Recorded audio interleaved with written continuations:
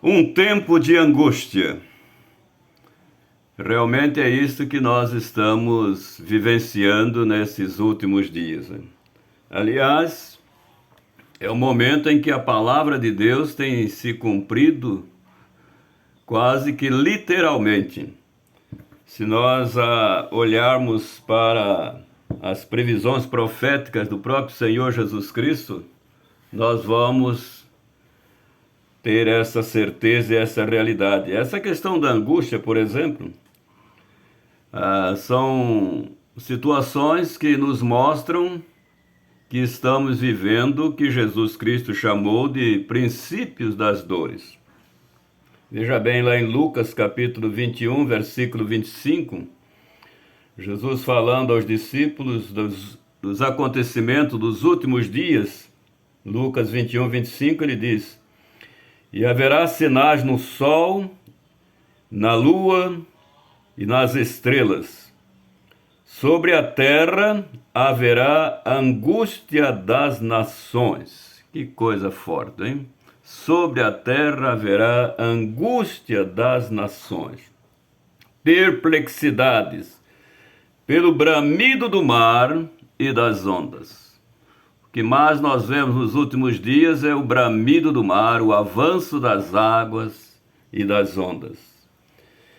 Os homens desfalecerão de terror e pela expectação de todas as coisas que sobrevirão ao mundo. Portanto, os homens estão chorando. A gente vê essas cenas aí diariamente na mídia. Os homens chorando, desesperados, realmente. Mas Jesus Cristo disse que é necessário que tudo isso aconteça. Daniel, quando recebia também do Senhor Deus as informações acerca dos acontecimentos dos últimos tempos, ele chegou a um ponto que, com toda a sabedoria dele, ele disse: Olha, Senhor, eu, pois, ouvi, mas não entendi. Por isso perguntei: Senhor, qual será o fim destas coisas? É uma interrogação que todos nós, à semelhança de Daniel, estamos fazendo. É a mesma pergunta. Qual será o fim destas coisas? Diante desta pergunta, pelo menos 4 coisas nós sabemos. Primeira, o fim destas coisas será a completa derrota do reino do mal. No mundo espiritual, existem 2 forças antagônicas que estão envolvidas em uma luta milenar. Então nós sabemos que essa luta, o mal será derrotado. A segunda coisa que nós sabemos é que o confronto não é recente. O confronto é milenar. Essa disputa de poder, ela vem desde os tempos da antiguidade. Por que não dizer até mesmo antes do ser humano ser criado? Porque os grandes conflitos começam aonde o povo de Deus está presente. Perceba que nos céus, essa disputa começou entre a estrela da manhã, Lúcifer, o querubim, que disputava o poder com o Senhor. E o resultado nos é mostrado em Isaías, capítulo 14, versículo 15, e também Ezequiel 28, 16, que relata que Satanás foi lançado para a terra. Então é a segunda coisa que nós sabemos. A terceira coisa que nós sabemos é que do céu o confronto se estendeu para a terra, porque o nosso adversário foi lançado para a terra. E a quarta coisa que sabemos é que este conflito vai se estender até o juízo final. O capítulo 12 do Apocalipse descreve esta luta. Quando João recebe a visão de que uma mulher, e é interessante esta visão dessa mulher, porque os intérpretes dão várias sugestões sobre a referência desta mulher. Alguns acham que esta mulher refere-se à igreja, mas na contextualização não pode se referir à igreja, porque esta mulher deu à luz a um menino. E a igreja não deu à luz a ninguém, a não ser a luz do Evangelho. Mas outros interpretam que essa mulher representa Eva, a mãe da humanidade. Lá em Gênesis capítulo 3, versículo 15 a 20. Outros entendem que esta mulher representa Sião, ou seja, o resto do povo de Deus que aguarda a chegada do Messias. Isaías 66, 7. Para outros, a mulher representa o povo de Deus da nova aliança, ou seja, os cristãos. E aí as 12 estrelas que o Apocalipse refere representam os apóstolos. Mas finalmente outros entendem que esta mulher, e aqui eu vou me fundamentar nesta interpretação, que esta mulher refere a Israel. Esta mulher representa Israel, né? Que trouxe à luz o Messias prometido, né? Esta mulher representa, portanto, Israel. E aí nós entendemos, procuramos interpretar os conflitos que estão ocorrendo no mundo atual. Da mulher representando Israel, né? E o dragão, a antiga serpente, ou seja, o diabo, que é o nosso inimigo comum, Satanás, enganador de toda a humanidade, né?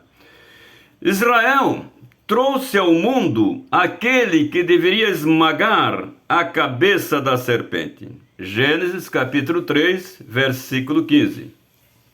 E esse fato já está consumado. Satanás é um adversário destruído. Mas se Satanás é um adversário destruído, se o fato já está consumado, por que continua esta luta com a nação de Israel? Acontece que eu vejo aqui uma outra questão extremamente significativa, irmãos. Israel exerce um propósito escatológico no cumprimento das profecias. Por exemplo, o Senhor Jesus Cristo, lá em Mateus capítulo 24, versículo 34, ele afirmou: não passará esta geração sem que todas estas coisas aconteçam.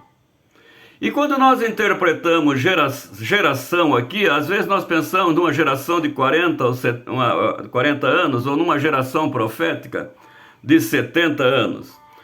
Mas uma interpretação bastante coerente é de que essa palavra geração representa a nação de Israel. O que isso quer dizer? Entendemos que isso quer dizer o seguinte, que a nação de Israel deverá estar existindo quando o Messias retornar. Isto é, Israel deve estar presente no retorno do Messias. Por isso, Israel não poderá ser a nação não poderá ser destruída. E por que Satanás persegue os filhos da mulher?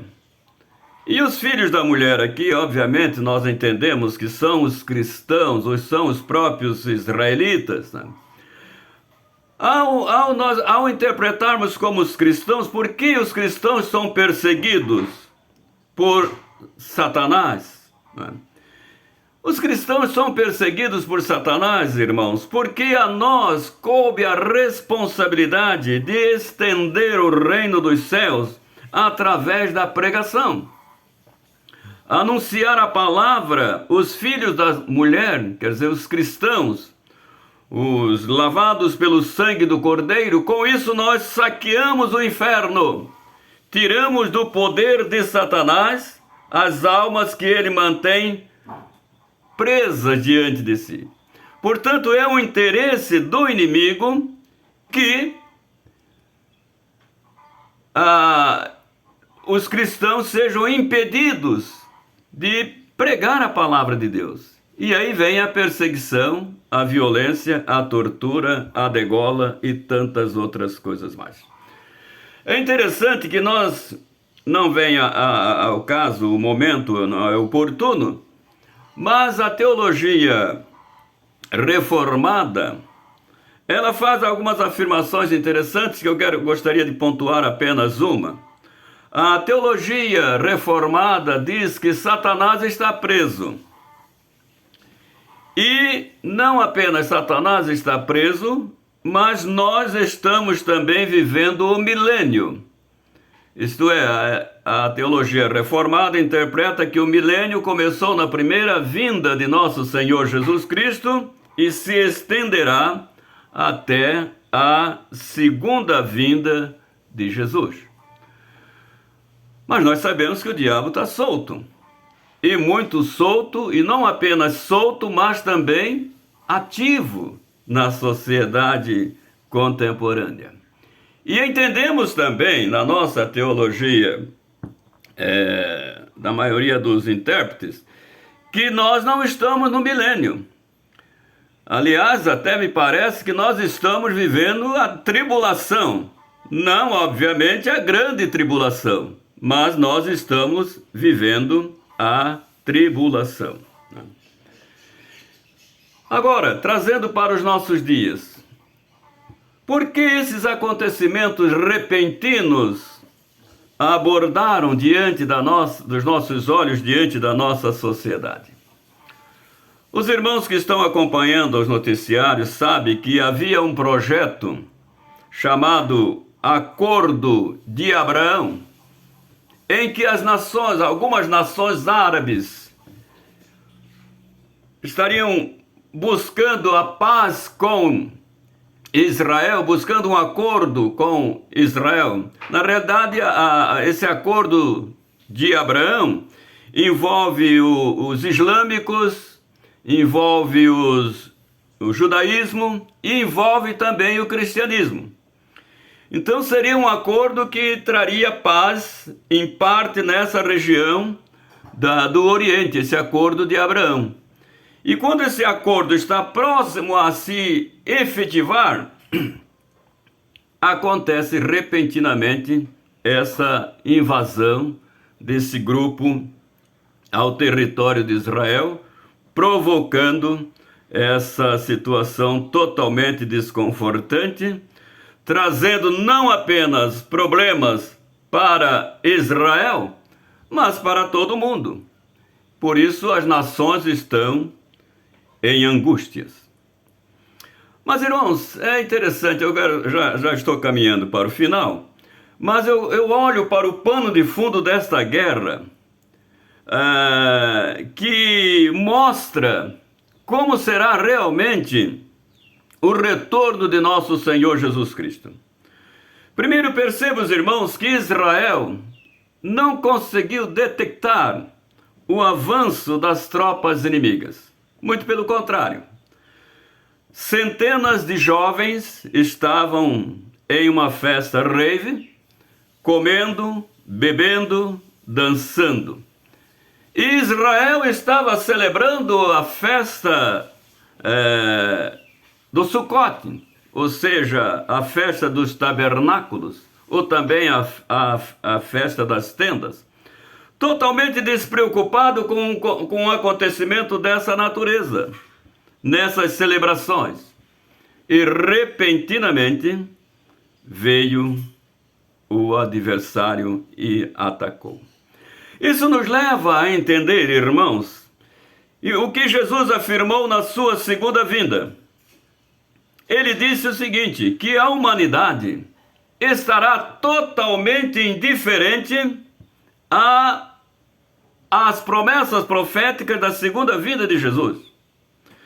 Quando Cristo voltar, a vida estará transcorrendo normalmente, com toda normalidade. Trabalhando, quem sabe estaremos até participando de uma live. Indiferente a tudo, com os nossos projetos para serem realizados, né? Porque a volta de Cristo não obedecerá nenhum aviso prévio, a volta será repentina. O aviso prévio está sendo dado através dos milênios, pelas igrejas, pelos pregadores, né? Entretanto, a maioria das pessoas está indiferente a este acontecimento, envolvidas com as suas atividades, indiferentes às exigências de Deus.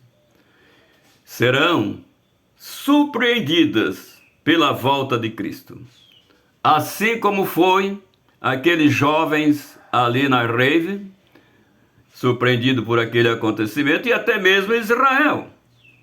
O Senhor Jesus disse o seguinte, que assim como a geração de Noé estava indiferente e repentinamente veio o dilúvio, Gênesis capítulo 6, versículo 8, e como foram também os contemporâneos de Ló na destruição de Sodoma e Gomorra, Gênesis capítulo 19, totalmente indiferente.